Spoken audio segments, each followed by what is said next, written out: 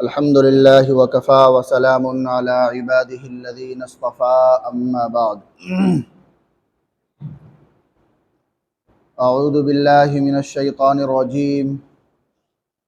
बिस्मिल्लाहिर रहमानिर रहीम। वलिल्लाहि Alan नासि हिज्जुल बैति मन इस्तताअ इलैहि सबीला। सदक़ल्लाहुल अज़ीम।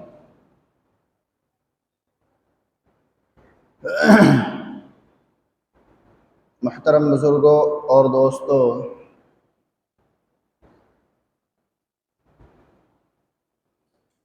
इस्लाम के जो बुनियादी अरकान हैं वो 4 हैं। कितने हैं? बुनियादी अरकान इस्लाम के 4 हैं: नमाज, रोज़ा, हज और ज़कात। ये 4 रुक्न हैं। अब इसमें कोई रुक्न तो ऐसा है कि जिसका ताल्लुक सिर्फ बदन से है, यानी जिस्मानी उसमें ताकत और क़ुव्वत लगती है, जिसको इबादत बदनिया कहते हैं, जैसे नमाज। इसी तरह से कुछ इबादत ऐसी है कि जिसमें बदन का इस्तेमाल नहीं होता, सिर्फ उसमें माल खर्च होता है, उसको इबादत मालिया कहते हैं। जैसे ज़कात। अगर ज़कात आपके ऊपर वाजिब है तो आप ज़कात अदा करें, इसमें जिस्मानी कोई मेहनत और मशक्क़त नहीं है।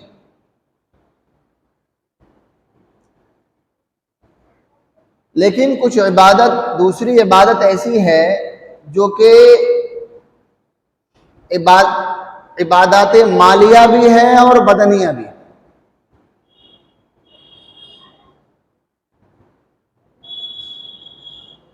हज,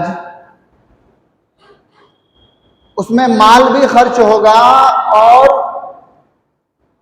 अपने आप को वहां पर लगाना भी पड़ेगा, जिस्मानी मशक्कत भी है।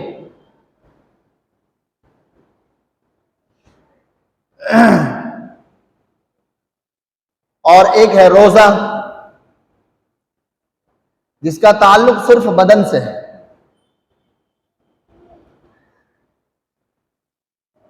तो इसमें 4 रुक्न में से 2 तो वो है कि जिसका हर बालिग मुसलमान मर्द औरत से उसका ताल्लुक है, नमाज और रोजा। हर बालिग मुसलमान मर्द औरत पर फर्ज है, वक्त आने पर, वक्त से पहले नहीं। जब वक्त आ जाए तो उसका अदा करना लाजिम और जरूरी है।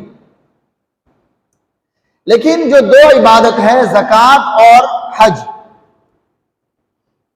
ये हर मुसलमान पर फर्ज नहीं। ज़कात उस पर फर्ज होगा जिसके पास इतना माल हो कि ज़कात वाजिब हो जाए। तो अब ज़कात का निकालना फर्ज है, वाजिब है और जरूरी है। इसी तरह से हज उस पर फर्ज होगा कि जिसके पास इतना माल हो कि वो हज्जे बैतुल्लाह के सफर पर जा सके, आने जाने का खर्च उसके पास अगर है तो फिर उस पर हज फर्ज है।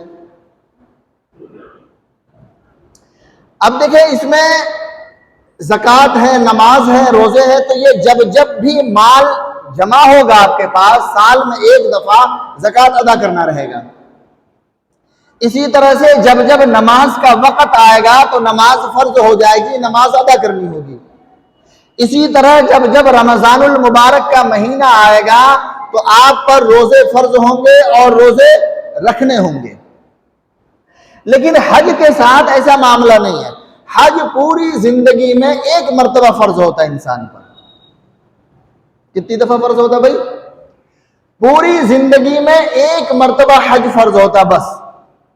अगर किसी शख्स के पास इतना माल आ गया कि वो आने जाने का जो खर्चा है वो बर्दाश्त कर सकता है, तो अब उस शख्स पे हज फर्ज है, उसको चाहिए कि वो हज अदा करे। अच्छा, कब अदा करे? तो एक बात को याद रखें, जिंदगी में एक मर्तबा हज फर्ज है होता है, तो अब ये शख्स अपनी जिंदगी में एक मर्तबा कभी भी अगर अदा करेगा तो अदा हो जाए। लेकिन जब अल्लाह रब्बुल इज्जत की तरफ से कोई चीज आपके जिम्मे, हमारे जिम्मे जब फर्ज हो जाए, तो फर्ज ऐसे ही है जैसे कि कर्ज हो जाए। तो इसको जितना जल्द हो सके अदा करें,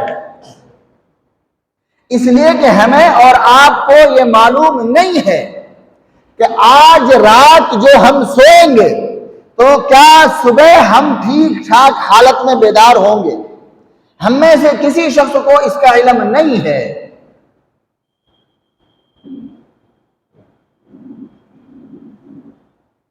जरूरी नहीं कि हर इंसान को मौत ही आ जाए। बहुत से मुशाहिदात ऐसे हैं कि इंसान सोया और सुबह होने से पहले वो किसी ऐसी बीमारी, किसी ऐसे मर्ज का शिकार हो गया कि अब उसके बस का कुछ भी नहीं। ऐसे बहुत से वाक़यात और मिसालें हैं।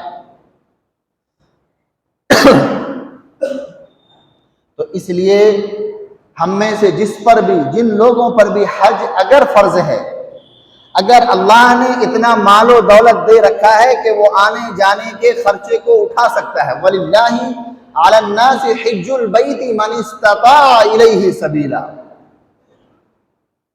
तो उसको चाहिए कि वो हज के सफर पर रवाना हो जाए, उसका इरादा करे और उसकी कोशिश में वो लग जाए।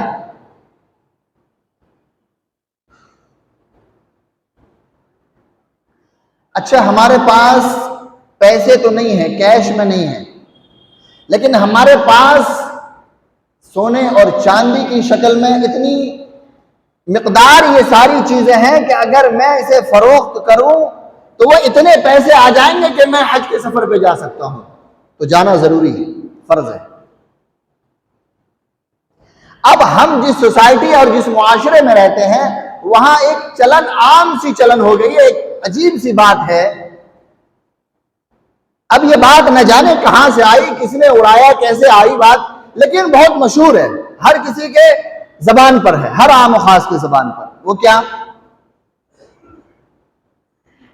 कि भाई हज पे जाना है तो पहले अगर वालिदैन मौजूद हैं तो पहले अपने वालिदैन को भेजो,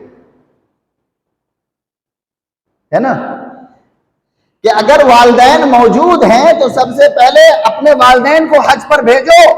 अगर वालिदैन को हज नहीं कराया, खुद चले गए तो तुम्हारा हज ही कबूल नहीं होगा।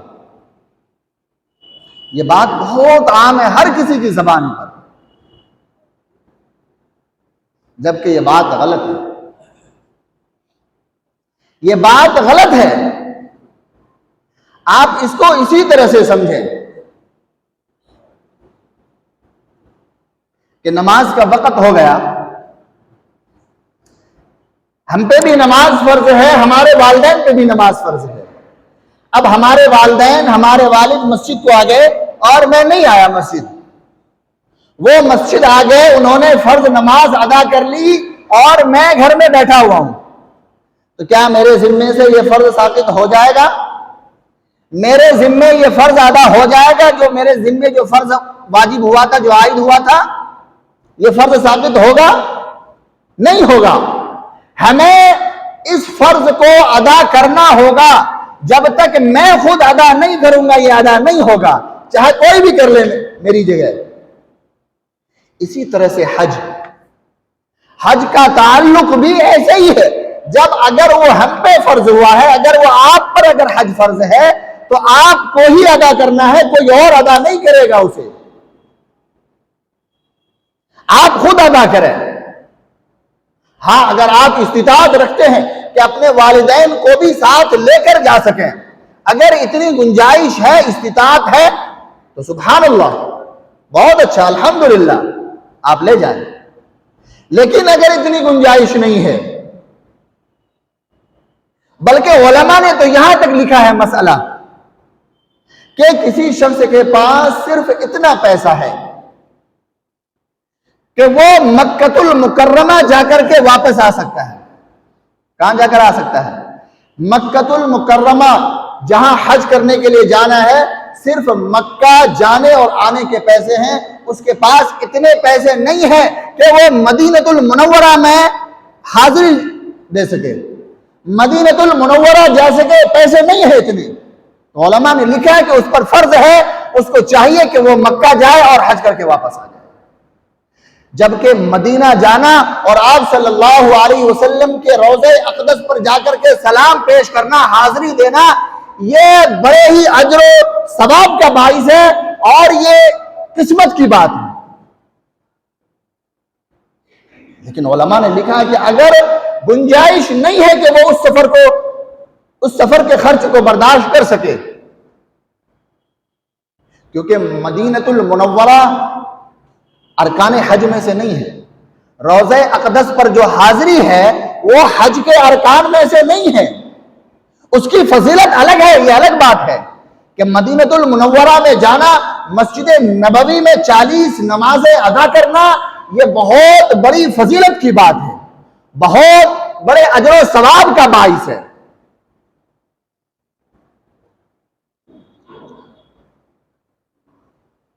लेकिन अगर नहीं है गुंजाइश तो उलमा ने कहा कि वो मक्का से वापस आ जाए, लेकिन जाए हज पर जरूर।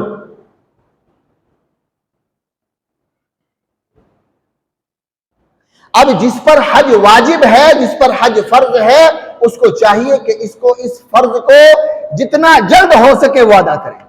इसमें किसी तरह की ताखीर, कोई कोताही नहीं। अब हमारे यहां एक मिजाज ये भी है कि नहीं, चूंकि अभी घर बनाना है, मकान की तामीर मुकम्मल हो जाए फिर इंशाअल्लाह चलेंगे। अभी बच्चों की शादी बाकी, अभी बच्चियां, 2 बच्चियां हैं, अभी निकाह से फारिग नहीं हुए, बच्ची की शादी करेंगे उसके बाद इंशाअल्लाह। तुम्हें पता है कि बच्ची की शादी तक तुम जिंदा ही रहोगे?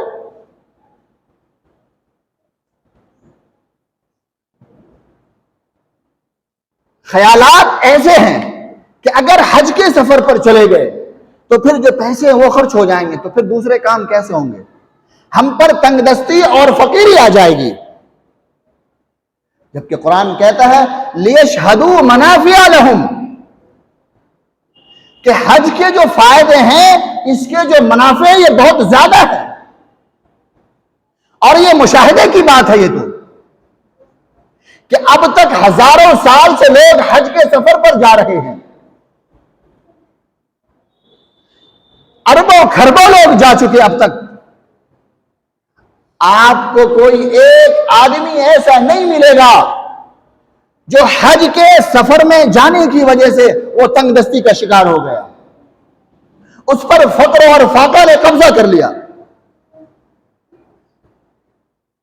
बल्कि ये तो बेशुमार मिलेंगे कि हज से वापस आने के बाद अल्लाह रब्बुल इज्जत ने उसके लिए रिस्क के कई दरवाजे अलग से खोल दिए। पहले सिर्फ एक सबील था, एक रास्ता था, लेकिन जब हज से वापस आए तो अल्लाह ने दूसरे रास्ते भी खोल दिए, तीसरे भी खोल दिए। ऐसी मिसालें बेशुमार मिल जाएंगी। लेकिन यह नहीं मिल सकता कि कोई शख्स सफर हज पर गया और हज पर जाने की वजह से वो तंगदस्ती और फक्र फाका में मुब्तला हो गया।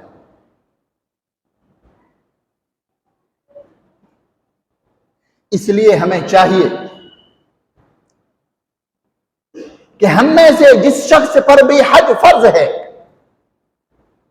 वो इसकी कोशिश में लग जाए, उसमें ताखीर नहीं करे। अब एक मसले की बात समझें। एक आदमी पर हज फर्ज था और वो हज के सफर पर नहीं जा सका, इंतकाल हो गया। क्या हो गया? वो इस दुनिया से चला गया। तो जब भी हज फर्ज हो जाए और किसी भी उज़्र की वजह से, किसी भी वजह से न जा सके, तो उस पर लाजिम और जरूरी है कि वो वसीयत करके करे कि मुझ पर हज फर्ज है, अगर मैं नहीं जा सका अपनी जिंदगी में तो मेरे माल में से, मेरे तरके में से मेरी जगह किसी को हज पर भेज देना। यह वसीयत करना लाजिम है। अब इसमें दो बात समझें। वसीयत तो कर दिया गया, अब अगर वाकई ऐसा हो गया तो क्या उसके तरके में से, सारे तरके में से को फरोख्त करके या सारे तरके को इस्तेमाल करके हज पर किसी को भेजा जाएगा? मसलन हज पर जाने के जो खर्च हैं, फर्ज करें 1 लाख रुपए, कितना? 1 लाख रुपए। आज अगर किसी को हज पर जाना है, फर्ज कर लें 1 लाख रुपए, 1 लाख रुपए है नहीं भाई, कम से कम 4 लाख रुपए इस वक्त आते हैं खर्च। फर्ज करें, मैं एक समझाने के लिए एक मिसाल दे रहा हूं कि एक आदमी अगर आज हज पर जाएगा तो उसके जो आने जाने के जो अखराजात है वो 1 लाख रुपए हैं, और जो शख्स वसीयत करके मरा है उसने जो अपना तरका छोड़ा है वो 3 लाख रुपए। कितने हैं? अगर 3 लाख रुपए तक अगर वो छोड़ करके गया, उसके सारे तरके को मिलाया जाएगा, वो कैश की शक्ल में हो, जेवरात की शक्ल में हो, जायदाद की शक्ल में हो, चाहे वो जिसमें हो, सबको मिलाया जाएगा और वो ये देखा जाएगा कि ये जो सारा तरका है क्या इसकी मालियत 3 लाख रुपए तक पहुंचती है। अगर 3 लाख रुपए तक पहुंचती है तो उसमें से 1 लाख रुपए निकाल करके हज के लिए किसी को भेजा जाएगा, हज बदल के लिए, यानी कि 1/3 माल से हज कराया जाएगा, पूरे माल को इस्तेमाल नहीं किया जाएगा। अगर किसी शख्स पे कर्ज है और वो कर्ज अदा किए बगैर मर गया, एक शख्स है उसके जिम्मे कई नमाजें रह गई, अब नमाज का चूंकि बीमारी की हालत थी या कुछ भी ऐसा, नमाज अदा नहीं कर सका, उसके जिम्मे अब फिदिया अदा किया जाएगा, तो उसके सारे माल को इस्तेमाल नहीं किया जाएगा। उस माल का वो जो तरका है जो छोड़ करके गया, उसके 1/3 में से सारा कुछ किया जाएगा। कर्ज अदा करना है, फिदिया अदा करना है, कोई वसीयत उसने कर रखी है हज पे, वो सारा 1/3 माल में से 1/3। अगर 1/3 से अगर वो सारा खर्च अदा नहीं हो सकता, वो कर्ज मसलन कर्ज अदा नहीं हो सकता, तो वारिसीन पर लाजिम नहीं है कि वो 1/3 से ज्यादा खर्च करे, लाजिम नहीं है। अगर कोई वारिस अपनी जानिब से कर दे तो उसका एहसान है उस शख्स पर, वरना लाजिम नहीं है। अब आपको समझे क्यों? इसलिए कि जब तक हम जिंदा हैं, हमारे अंदर सांस बाकी है, हम चल रहे हैं, हम ठीक ठाक है, सेहतमंद है, तंदुरुस्त है, तो हमारा जो माल है वो हमारा है, हम इसके मुकम्मल मालिक हैं। हम इसमें जैसे चाहें तसर्रुफ करें, जहां चाहें जैसे चाहें खर्च करें, हम आजाद हैं। लेकिन जैसे ही हम मरजुल मौत में मुब्तला हो जाते हैं, हमें कोई ऐसी बीमारी लग जाती है कि जिसकी वजह से अब ये गुमान है कि इस बीमारी की वजह से इस शख्स की मौत यकीनी है, हम किसी ऐसी बीमारी में अगर मुब्तला हो जाए तो अब जो माल हमारा जो हमारा है वो अब हमारा सारा नहीं है, इसका मालिक अब कोई और हो जाएगा, इसके जो हमारे वारिसीन हैं अब उसके मालिक वो हो जाएंगे। हम समझते कि नहीं सारा तो हमारा है ना, सारा हमारा, जो कुछ है वो सब अपना है। नहीं भाई, तुम्हारे मरने से पहले उसका मालिक कोई और बन जाता है। तो उलमा ने लिखा कि अगर एक शख्स वसीयत करके भी अगर मरा है तो उसके 1/3 माल में से ही हज कराया जाएगा, उसके 1/3 माल में से ही कर्ज अदा किया जाएगा, उसके 1/3 माल में से ही कफन दफन का जो खर्च है वो अदा किया जाएगा, सारा जो कुछ है उसके 1/3 से अदा किया जाएगा, सारे माल को इस्तेमाल नहीं किया जाएगा। बकिया जो 2/3 है वो उसके वारिसीन का, उसके वारिसीन पर तकसीम होगा। इल्ला ये के वारिसीन कहें कि नहीं मेरी इजाजत है, मेरी तरफ से आप अदा करें। अब दूसरी बात सुने, एक शख्स वसीयत करके गया कि भाई मेरे जिम्मे हज फर्ज है, मैं नहीं जा सका तो मेरे तरफ से किसी को हज पर भेज देना। अब वो शख्स का इंतकाल हो गया। अब हमने कहा भाई हज कराना है, अब यहां से हिंदुस्तान से भागलपुर से एक शख्स जाएगा हज के लिए, खर्चे तो बड़े आएंगे, 4 लाख 4.5 लाख तक खर्चा आ जाएगा सारा। तो ऐसा करते हैं, मालूम करते हैं वहां मक्का में कोई है अपने यहाँ का, अपने गांव का कोई, पता करे नहीं अपने गांव का है, 2-4 लड़के हैं, उनसे कहा भाई ऐसा है मैं 10,000 रुपए भेज रहा हूं, 1,000 रियाल भेज रहा हूं, 20-22 हजार होते हैं वो, है ना, तुम उनकी जानिब से हज कर लेना। वहां क्या करना भाई, मेरे जो फला जो थे जिनका इंतकाल हो गया है उनकी तरफ से तुम वहां हज कर लेना, क्योंकि तुम मक्के में ही रहते हो।